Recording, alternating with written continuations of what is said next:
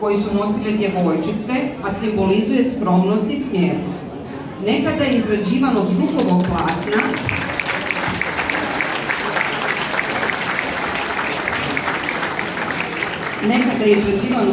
platna, a kasnije od lanenog ili pamuča.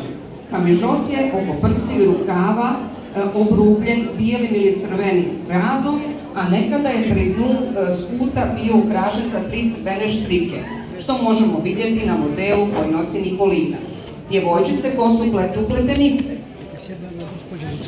kroz koje se upliče i crvena pletena traka zvana oplet, koja izgledu daje veseliju notu.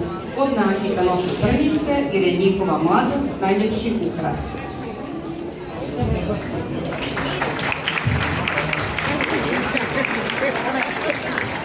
Marija i Mija će nam predstaviti djevojačku rašu, koja je slična kamižotu, ali se sput sa zadnje strane obavezno kalapi, odnosno plisira.